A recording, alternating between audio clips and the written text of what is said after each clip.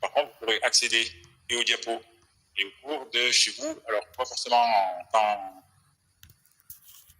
en direct, mais vous disposerez du lien 2 ou 3 jours après qui sera mis à votre disposition sur Carola.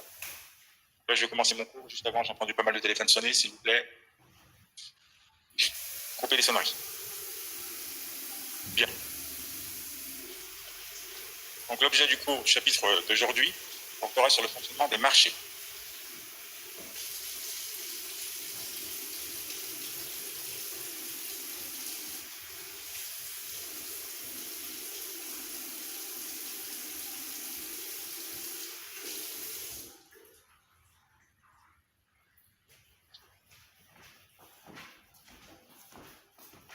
C'est donc le chapitre 2.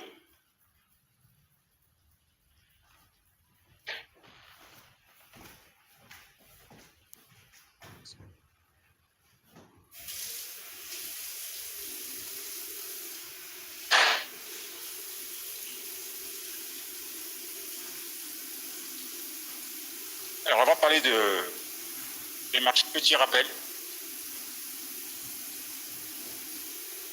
sur la question de la valeur. Comment déterminer la valeur d'un bien?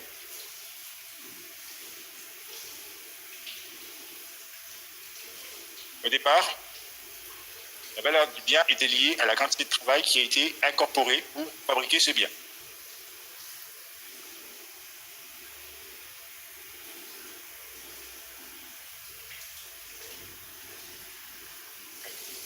C'était le point de vue des économistes classiques, on a parlé la semaine dernière, il y a 2 semaines, et des économistes marxistes qui considéraient, bien entendu, je l'ai expliqué il y a 2 semaines aussi, qu'il n'y avait de richesse que de travail. Créé exclusivement par les prolétaires, ceux qui possédaient la force de travail.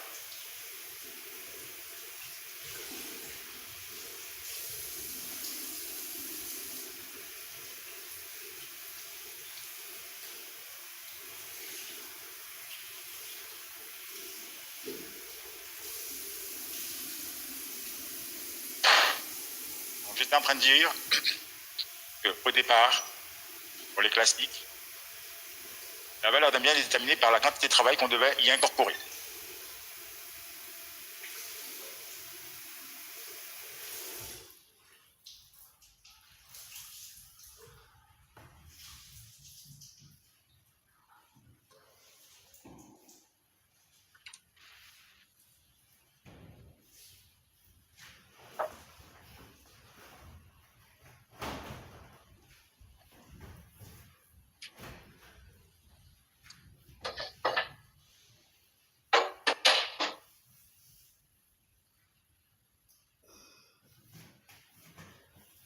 Alors pour Adam Smith, la valeur d'un bien est déterminée par la quantité de travail incorporé dans ce bien nécessaire à l'échange. Donc Adam Smith, je vous rappelle que c'est un premier théoricien classique, d'accord? Et il considère que la valeur du bien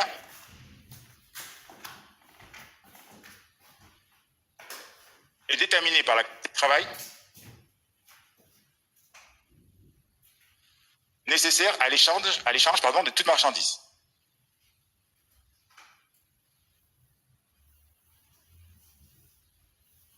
Ricardo a une approche un peu plus simple.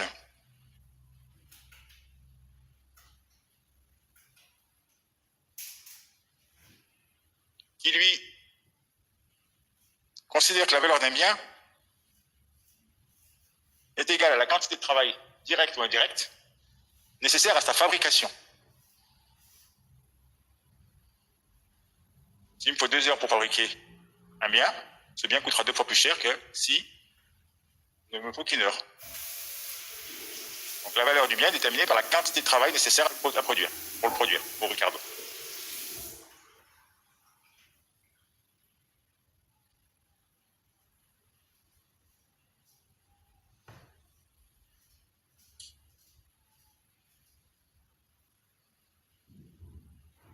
Marx se situe un peu dans la lignée de ces 2 approches, puisque pour lui,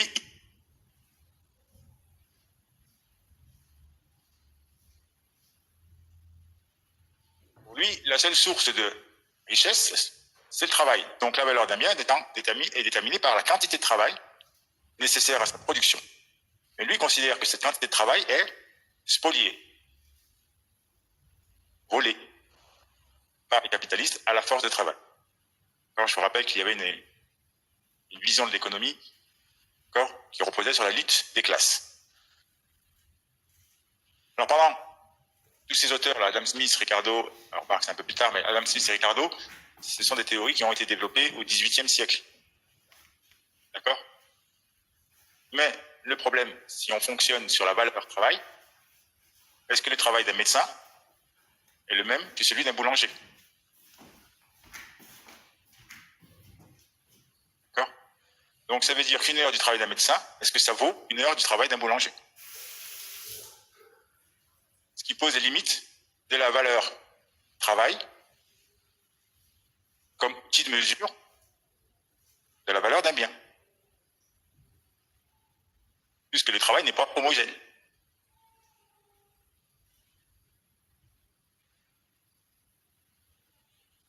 Avec la révolution marginaliste, on a une approche beaucoup plus relative, beaucoup plus subjective de la valeur des biens.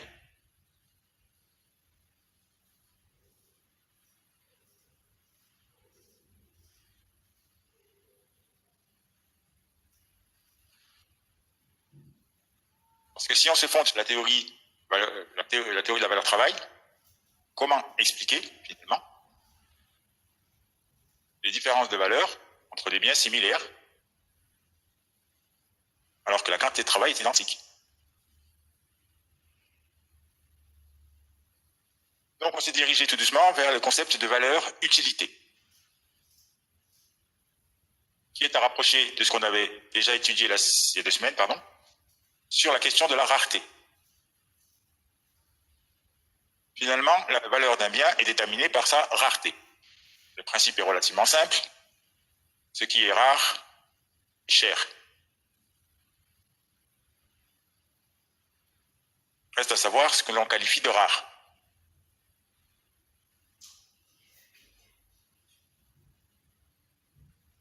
Le concept de rareté n'est pas approché de manière objective. Bien au contraire.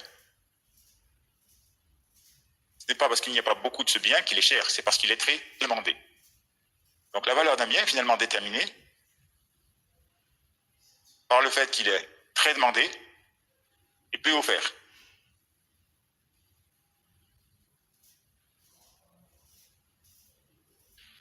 On voit apparaître dans cette conception de la valeur bien le concept d'offre, le concept de demande, qui en se croisant vont déterminer la valeur du bien, donc le prix.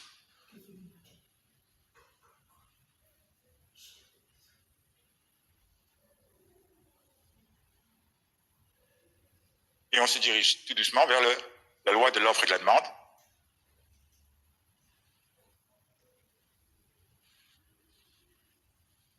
Donc on passe de l'utilité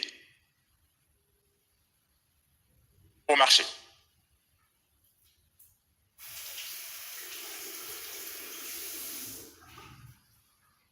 Avec cette fameuse loi de la rareté.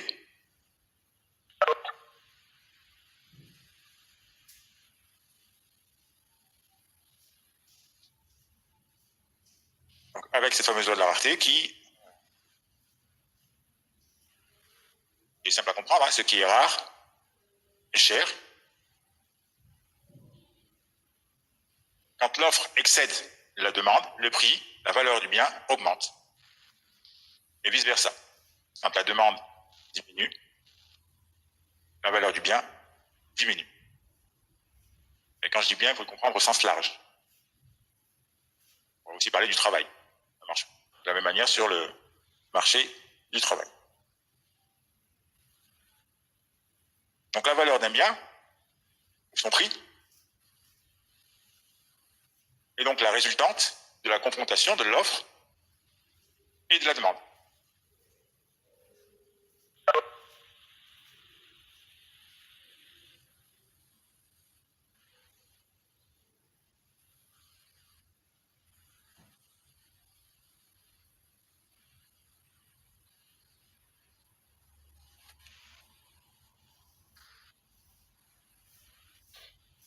On peut donc dire que la valeur du bien est déterminée par le marché.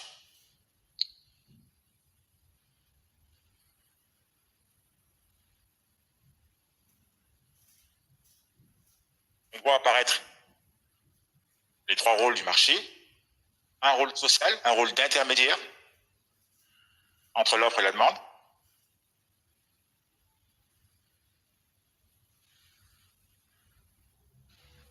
Un rôle économique, ce qui doit permettre de réguler l'activité et d'allouer les ressources sur les biens qui seront très demandés et dont la valeur va augmenter.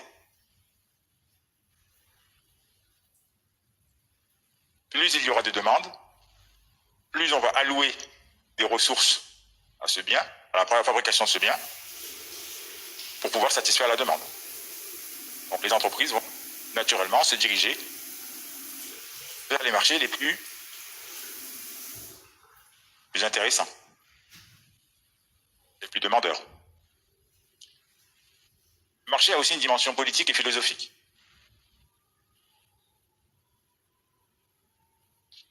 Dans la société contemporaine, on discute beaucoup du rôle du marché en considérant que le marché est un outil qui crée des déséquilibres, qui crée de l'inégalité. Donc la place du marché au sein du fonctionnement d'une société est largement discutée, et par les économistes, et par les autres aussi. Le développement de l'économie sociale et solidaire démontre aujourd'hui que la place du marché est remise en cause dans le fonctionnement de nos économies. Il y a donc une approche un peu politique et philosophique autour de la notion de marché et de son rôle social.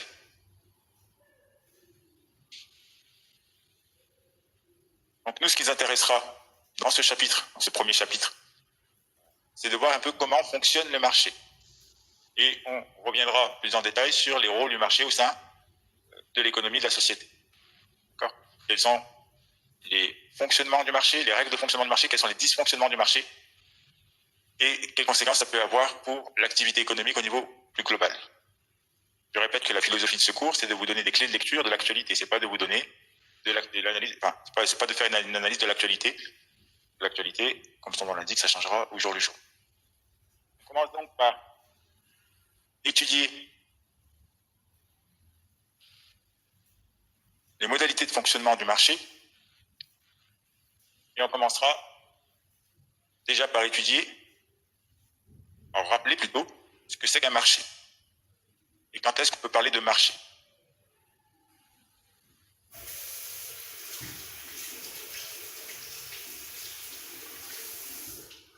Pour qu'il y ait marché, en fait, c'est pas compliqué. Il faut 4 éléments. Pour que l'on puisse parler de marché, il faut que 4 éléments soient réunis. Premier élément, bien sûr, il faut une offre. En face de cette offre, il faut une demande.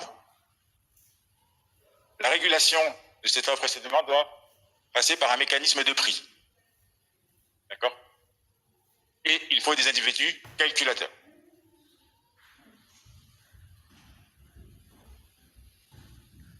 Donc revenons 30 secondes sur ce mécanisme de prix.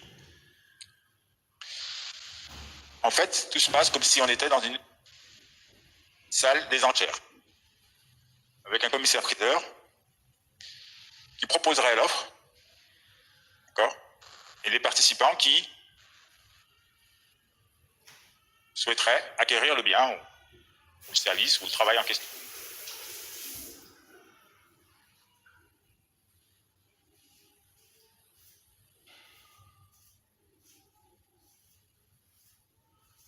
Je pense que je ne vais rien vous apprendre, mais on a tendance à représenter un marché sous forme de graphique avec en abscisse les quantités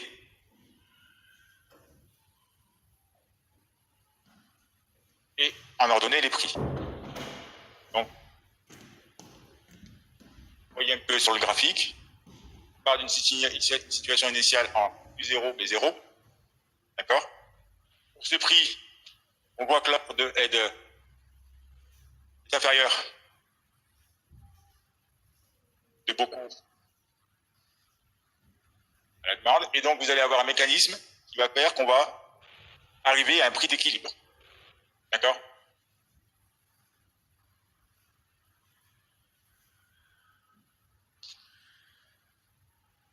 Donc, l'idée, c'est que vous avez une espèce de commissaire-priseur qui va proposer le produit, vous avez la demande qui propose P0, et pour P0, l'offre accepte de produire Q0, mais la demande ne sera pas satisfaite. Donc, du coup, on va avoir un mécanisme. Donc, les enchères vont, le prix va augmenter jusqu'à ce qu'on retrouve un prix d'équilibre. OK? Là, sur le graphique, ça sera peut-être plus simple à expliquer.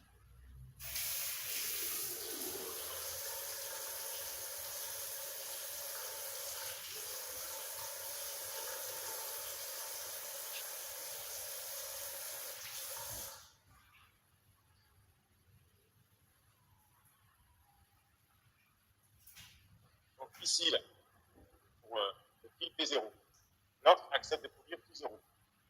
Sauf que là, la demande, elle est de cette quantité. Donc là, on a largement une demande qui est largement supérieure à l'offre. Donc l'offre va augmenter et ainsi de suite, on va tourner jusqu'à arriver au prix d'équilibre. Ça doit se faire normalement, d'après la théorie des marchés, on verra à quelles conditions, ça doit se faire instantanément. D'accord? Il doit y avoir un ajustement instantané entre l'offre et la demande.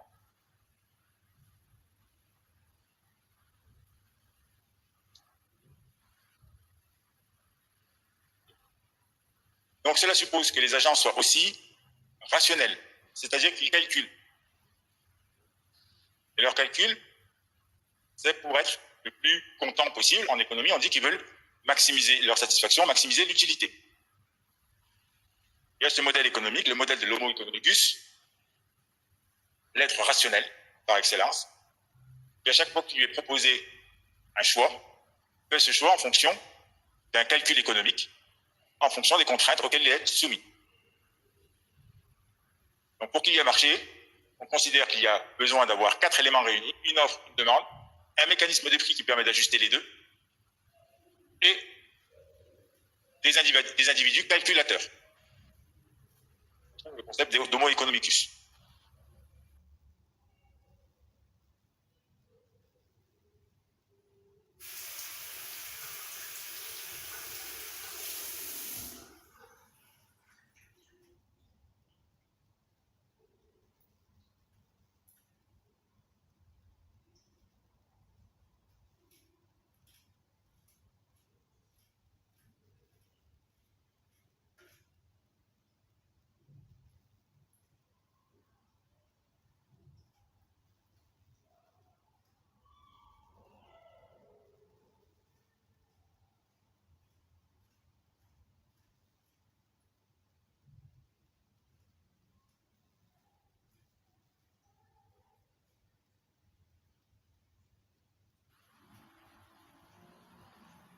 Alors, ça voudrait dire, le concept d'homo economicus suppose que l'individu, puisqu'il est calculateur, il prend en compte dans son programme toutes les informations nécessaires. Donc, il doit avoir accès, les individus sur un marché doivent avoir accès à toutes les informations.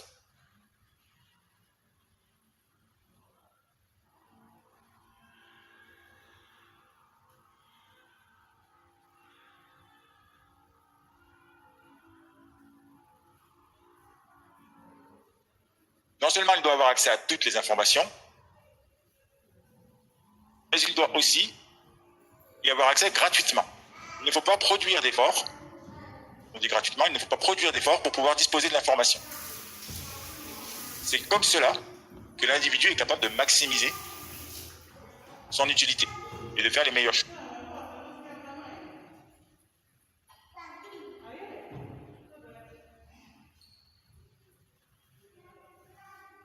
Donc tous les individus doivent avoir accès à toute l'information nécessaire et gratuitement, si l'on veut que l'ajustement se fasse automatiquement entre l'offre et la demande.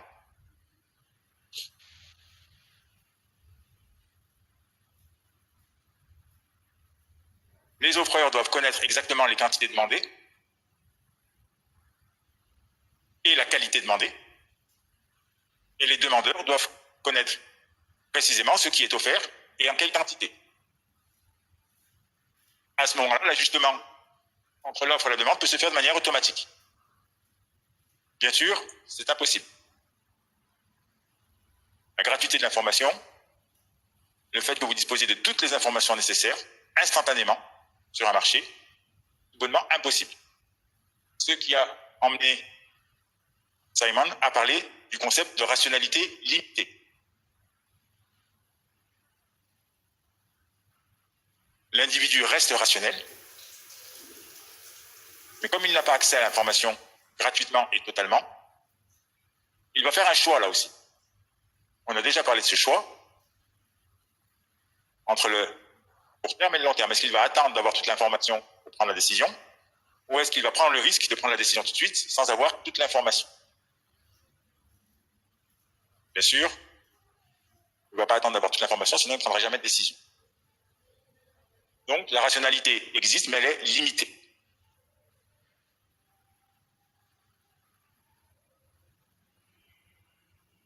Un exemple, j'essaierai de vous illustrer par une petite vidéo un peu plus tard. C'est le concept de rationalité mimétique sur les marchés boursiers. Sur les marchés boursiers, vous avez toujours ce qu'on appelle des asymétries informationnelles, c'est-à-dire des gens qui en savent plus que les autres. Et ces gens sont identifiés. On les connaît, les fameux investisseurs institutionnels. Donc, quand ces personnes prennent des décisions, les petits investisseurs ont tendance à les suivre. Ils n'ont pas toute l'information, mais ils savent que tel ou tel acteur du marché a acheté telle action. S'ils l'ont acheté, c'est qu'il doit y avoir une raison. On ne la connaît pas, mais s'ils l'ont acheté, c'est déjà une bonne raison d'acheter la même. C'est ce qu'on appelle le modèle de rationalité mimétique. C'est-à-dire que vous avez des agents qui savent plus que d'autres, et donc d'autres agents qui vont imiter les agents qui sont censés avoir l'information. C'est un peu comme ça que se forment les bulles spéculatives.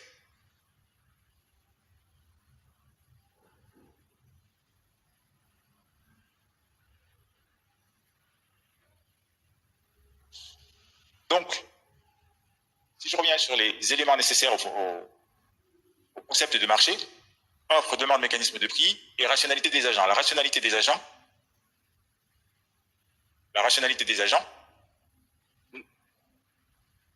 permet un bon fonctionnement du marché. Alors, il y a d'autres hypothèses qui permettent à un marché de fonctionner parfaitement, ce qu'on appelle les hypothèses des concurrences pures et parfaites, qui sont développées dans le modèle Arrow de Broad.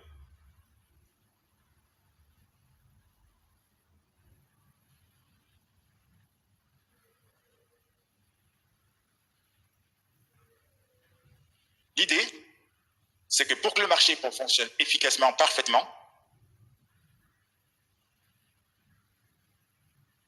il faut qu'aucun acteur ne puisse l'influencer. Aucun acteur du marché ne doit avoir ce qu'on appelle de pouvoir de marché. Dès lors qu'un acteur a une emprise sur le marché, son fonctionnement est biaisé.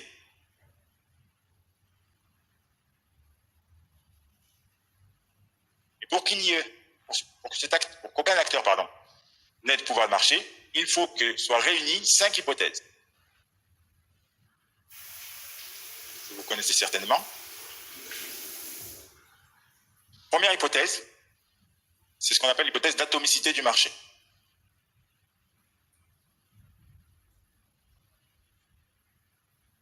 Le grand nombre d'offreurs et le grand nombre de demandeurs limitent le pouvoir des acteurs du marché. Première hypothèse, c'est l'atomicité du marché. L'atomicité du marché. Un atome. Atomicité parce que les acteurs doivent être très petits. Très nombreux et très petits pour ne pas pouvoir influencer le marché. On revient sur la notion de pouvoir de marché. Donc, première hypothèse, c'est l'atomicité du marché. Un grand nombre d'offreurs et un grand nombre de demandeurs, ce qui garantit qu'aucun d'entre eux ne puisse influencer le marché. Deuxième hypothèse, c'est l'hypothèse d'homogénéité produit. C'est l'hypothèse d'homogénéité des produits. Ça veut dire que les produits proposés doivent être identiques. Là aussi, ça limite le pouvoir de marché des acteurs.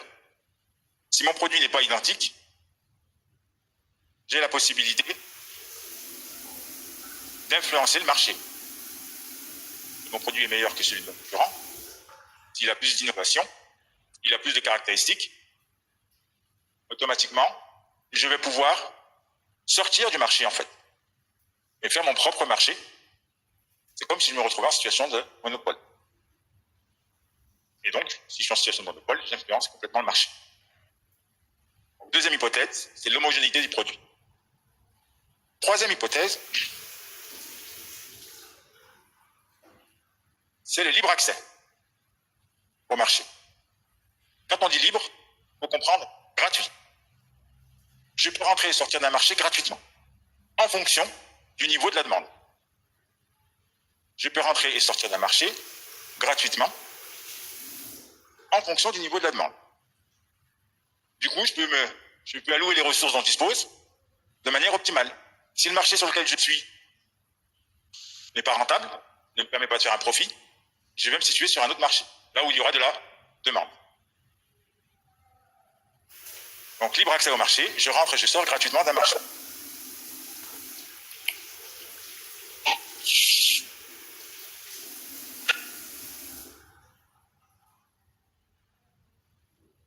Ça m'embête, j'ai l'impression qu'il y a un autre cours qui est en train de s'enregistrer. C'est bon?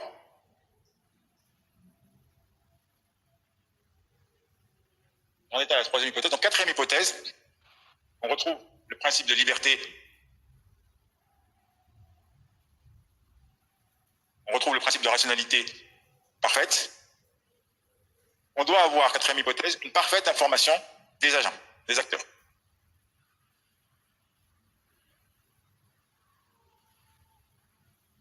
Le consommateur et le professionnel doivent disposer d'une information complète et doivent disposer de la même information.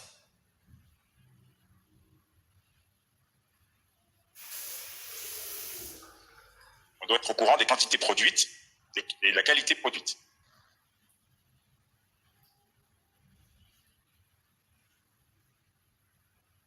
Cinquième hypothèse, c'est la parfaite mobilité des facteurs de production. Il va un petit peu de pair avec la libre entrée. Parfaite mobilité des facteurs de production, ça veut dire que je suis capable de transformer mon outil de production instantanément en fonction de la demande.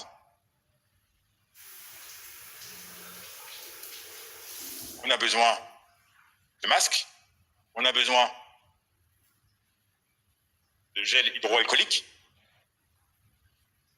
on a une forte demande pour ces produits-là au mois de mars. Donc automatiquement, ça veut dire que l'entreprise qui fabrique du pain doit être capable de transformer son outil de production pour répondre à la demande, instantanément.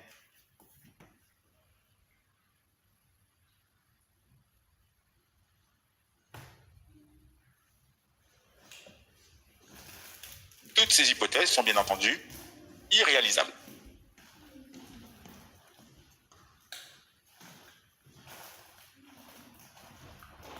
Toutes ces hypothèses ne peuvent pas être réalisées. Prenons la première hypothèse, l'atomicité du marché.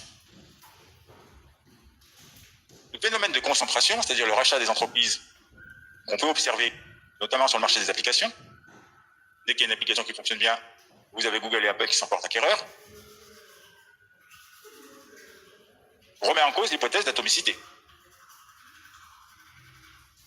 Alors, l'atomicité, ça voulait dire quoi? Première hypothèse. Ça voulait dire beaucoup d'acteurs. Ok?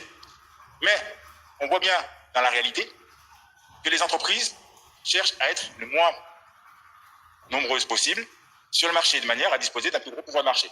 Et je vous donnais l'exemple des applications qui sont rachetées dès qu'elles commencent à bien fonctionner, sont automatiquement rachetées par les deux géants du secteur. Et donc, on va observer un phénomène de concentration. Phénomène de concentration qu'on voit aussi dans le secteur des assurances, dans le secteur bancaire. D'accord? L'idée, c'est surtout de ne pas avoir de petits. Et le fait de ne pas avoir de petits, eh ben, ça empêche l'entrée des des prétendants. Ça empêche l'arrivée de nouveaux concurrents.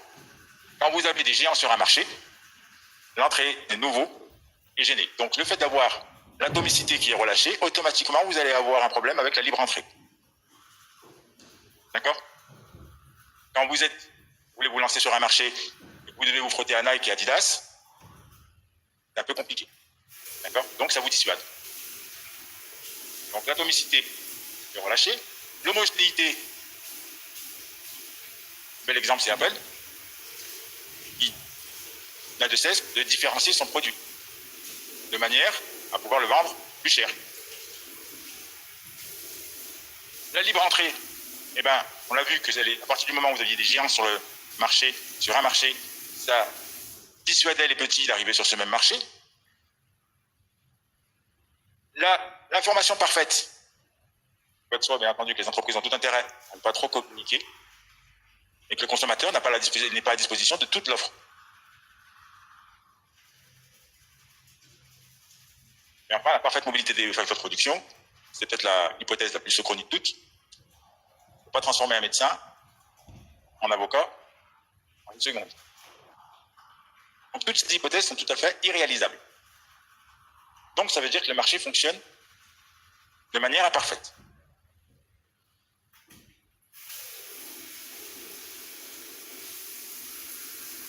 Alors si ces hypothèses sont complètement irréalisables, à quoi elles servent? Elles servent de modèle, tout simplement. Elles servent de référence. On sait comment devrait fonctionner parfaitement le marché. Donc si on veut améliorer le fonctionnement d'un marché, on dispose des 5 axes envisageables. Et donc vous avez l'État qui va encourager la concurrence avec le statut d'entrepreneur, avec l'interdiction des monopoles. Vous avez l'État qui va encourager, qui va essayer de standardiser un petit peu la production en mettant des normes. Vous avez l'État qui va essayer de faire en sorte que le consommateur dispose de plus d'informations, l'État ou les associations. Donc vous avez tout un ensemble de dispositifs comme ça qui sont la traduction concrète de ces 5 hypothèses. Mais, en fait, ce qui prédomine, c'est le concept de concurrence imparfaite.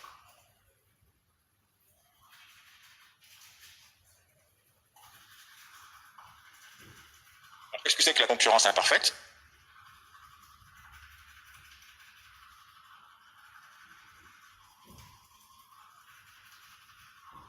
C'est le fait que certains acteurs du marché disposent d'un pouvoir de marché.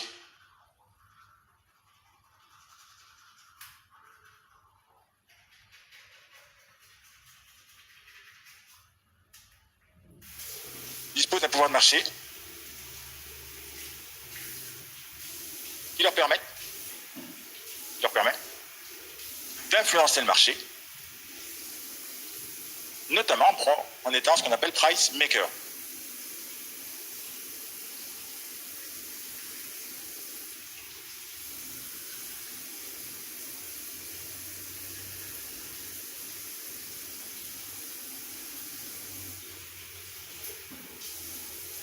Normalement, si les 5 hypothèses sont vérifiées, le prix est le résultat de la confrontation de l'offre et de la demande. Et donc les agents sont price takers, c'est-à-dire qu'ils prennent le prix comme il est. Mais du fait de l'existence du pouvoir de marché, lié au non-respect d'une des hypothèses, les acteurs deviennent price makers, c'est-à-dire qu'ils sont faiseurs du prix. Ce n'est pas le marché qui fait le prix, c'est l'acteur. Vous pensez à ce que je vous expliquais tout à l'heure par rapport à la salle d'enchères, au commissaire-priseur. Le commissaire-priseur, en arrivant dans la salle d'enchères, ne sait pas à quel prix il va vendre son bien. Et celui qui va l'acheter ne sait pas à quel prix il va l'acheter. C'est la confrontation de l'offre et de la demande qui va aboutir à la constitution du prix. Vous voyez bien qu'aujourd'hui, ça ne se passe jamais comme ça quand vous achetez un bien. Le prix, il est fixé avant que vous arriviez. Il est fixé par l'entreprise. D'accord? Donc l'entreprise fait le prix. Elle est price maker. Voilà. On a plusieurs formes de concurrence imparfaite.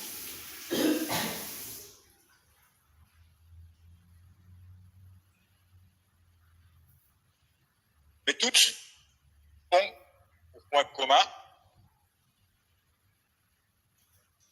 l'existence d'un pouvoir de marché. Et l'existence d'un pouvoir de marché, en fait, eh ben, il est lié, tout simplement, au comportement stratégique des agents sur le marché. Le principe, il est simple à comprendre. On vous dit que si le marché fonctionne parfaitement, aucun acteur n'a de pouvoir de marché. Or, tous les acteurs veulent avoir du pouvoir de marché, veulent pouvoir influencer le marché. Donc, tous les acteurs vont développer une stratégie. Tous les acteurs vont développer une stratégie qui leur permettra de disposer d'un pouvoir de marché.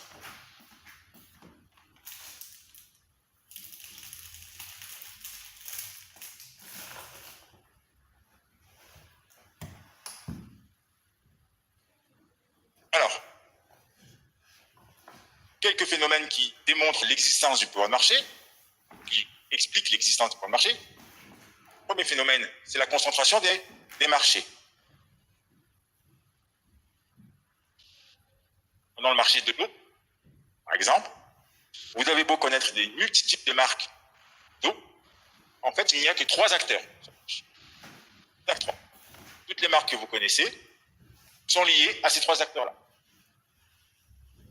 Nestlé, Danone, et puis un troisième. Donc, ce sont ces 3 acteurs qui vont décider du fonctionnement du marché. Ils disposent d'un pouvoir de marché qui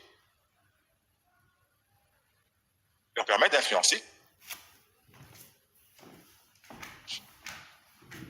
Autre phénomène lié à la stratégie des acteurs et qui permet à un acteur d'avoir un pouvoir de marché, c'est la différenciation des produits.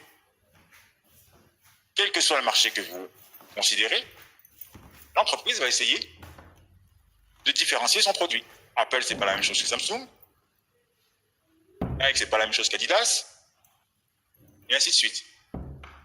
Donc c'est la volonté des entreprises de se différencier. De manière à disposer, encore une fois, d'un pouvoir de marché, de pouvoir fixer leur prix comme ils le veulent.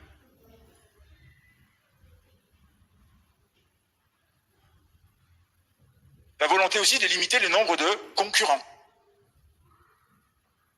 Je vous parlais tout à l'heure du fait que quand vous avez 2 géants sur le marché, ça dissuade l'arrivée des nouveaux entrants. En management, on appelle ça la masse critique, la taille critique. C'est-à-dire la taille de l'entreprise qui va lui permettre de supporter la concurrence. Donc, quand vous avez la présence de géants sur les marchés, vous n'avez pas intérêt à vous frotter à eux. C'est une forme de barrière à l'entrée. Et puis, vous avez aussi, c'est tout ce dont je vous ai parlé jusqu'à présent est tout à fait légal, puis vous avez les pratiques illégales aussi. Les ententes. Pour partager le marché, pour fixer les prix.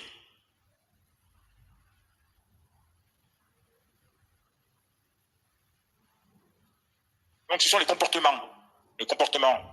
comportement stratégique des acteurs qui explique que le marché ne fonctionne pas parfaitement. Et donc on a des formes de concurrence imparfaite qui apparaissent. Première forme de concurrence imparfaite,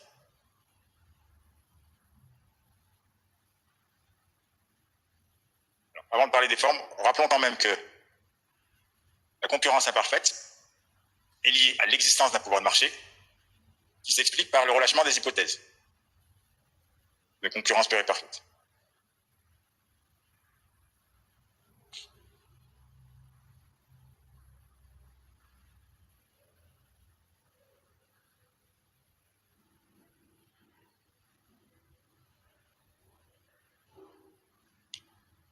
Alors, concurrence imparfaite, je résume en 2 mots. Concurrence imparfaite, pouvoir de marché. Pouvoir de marché lié au fait que les hypothèses ne sont pas vérifiées. Alors, selon l'hypothèse qui n'est pas vérifiée, on a une forme de concurrence imparfaite différente.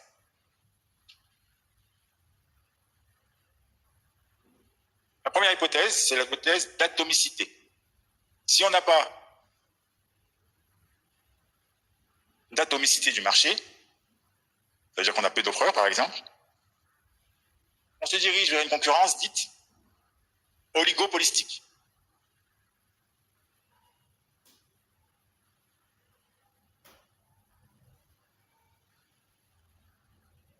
Il y a une concurrence dite oligopolistique.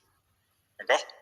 C'est-à-dire qu'en fait, il va y avoir une concurrence plus ou moins intense entre les acteurs du marché, d'accord? Mais du fait d'un faible nombre d'acteurs,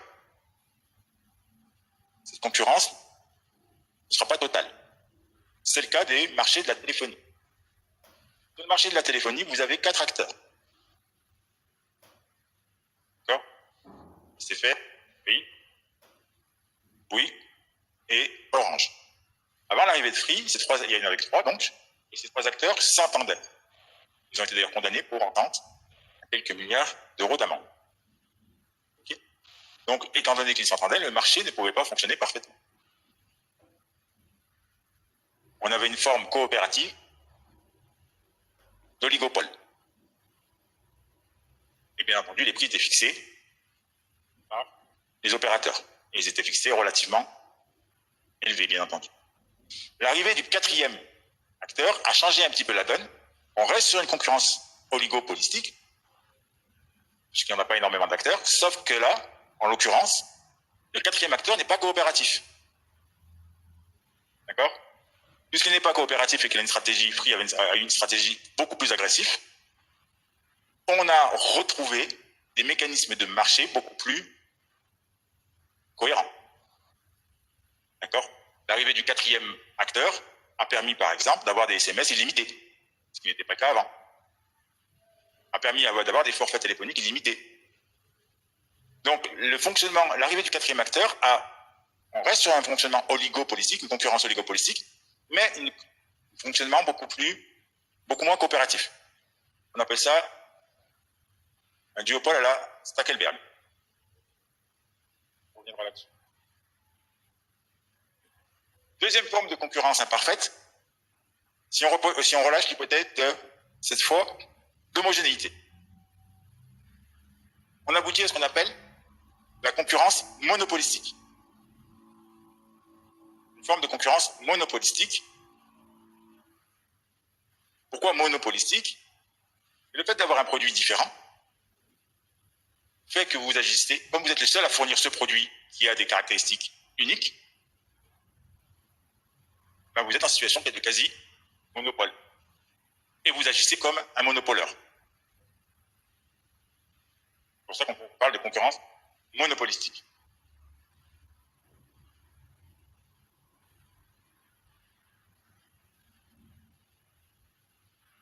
Hypothèse de libre entrée. Comment faire en sorte d'empêcher de nouveaux acteurs de venir sur un marché? Vous avez des acteurs et des auteurs qui ont développé la théorie des marchés contestables.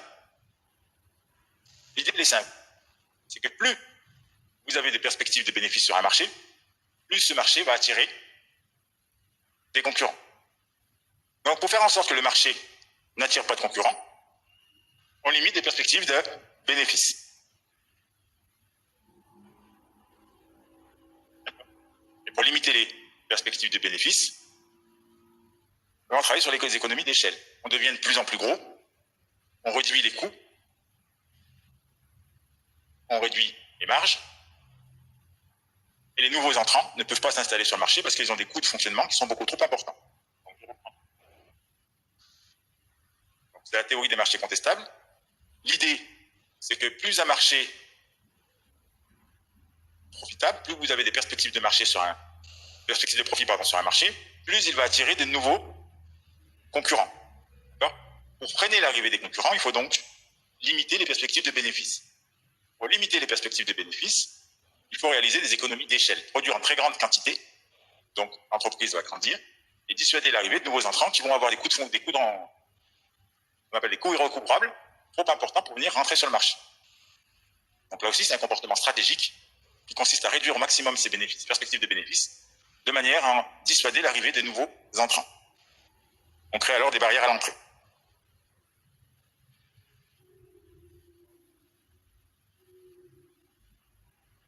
Donc tout ça correspond à des formes de concurrence imparfaite.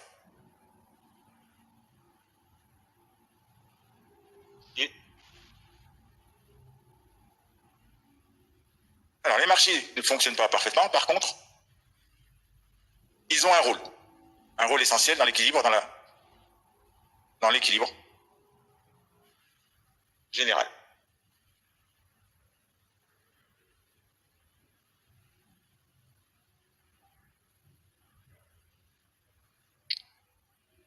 Je vous l'ai dit en introduction,